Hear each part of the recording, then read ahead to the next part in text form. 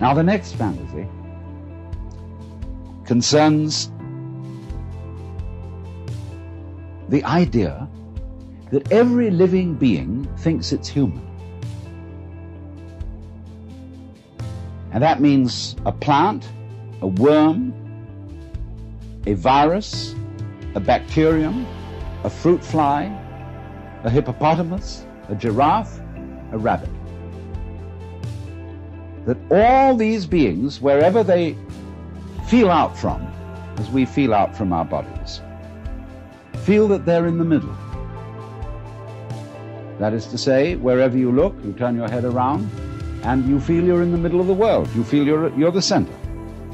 And a rabbit or a fruit fly feels that it is a center.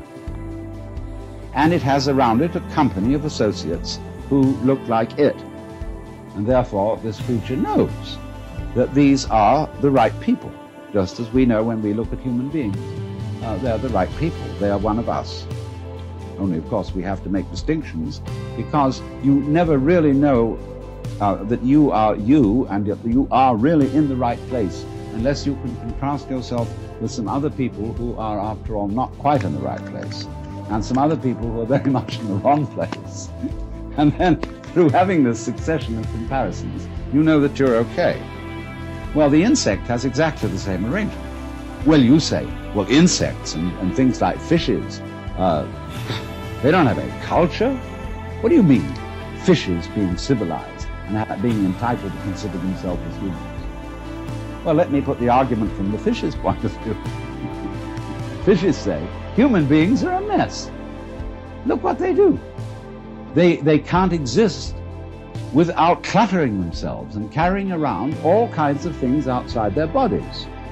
They have to have houses and automobiles and books and records and television and hi-fi equipment and stuff, endless stuff, and they litter the earth with rubbish.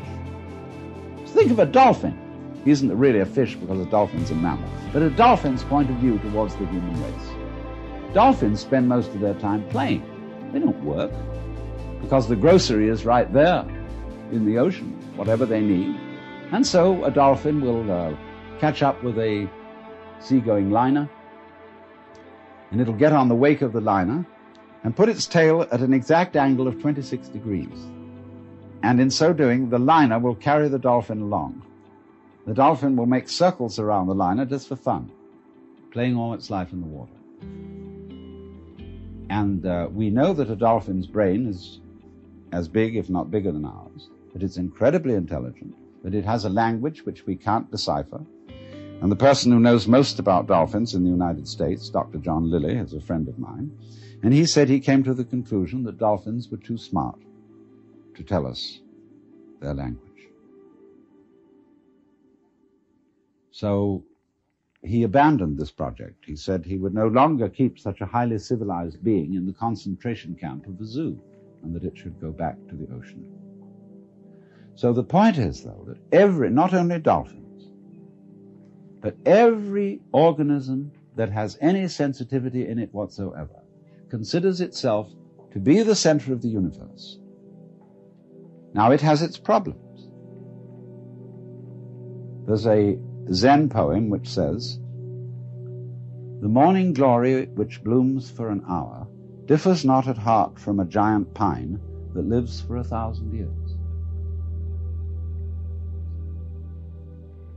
In other words, an hour is a long life to a morning glory. 1,000 years is a long life to a pine.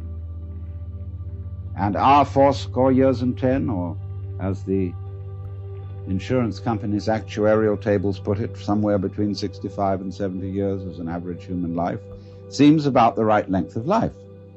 I mean, there are people who want to go on and are in quest of immortality and have their bodies frozen in case there should develop in the future some technique by which they could be revived.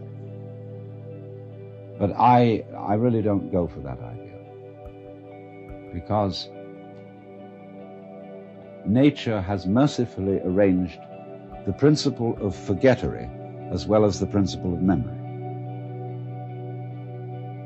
If you always and always and always remembered everything, you see, you would be like a piece of paper which had been painted over and painted over and painted over until there was no space left, and you wouldn't be able to distinguish between one thing and another. It's like when a whole bunch of people start to scream and make noises and out-scream each other, and soon you can hear nobody. So in that way, one's memories become screams, and nature mercifully arranges that the whole thing be erased, and you begin again. You see, it doesn't matter in what form you begin, whether you begin again as a human being, or as a fruit fly, a butterfly, or a beetle, or a bird. It feels the same way that you feel now. So we're really all in the same place. And we all have above us things much higher than ourselves.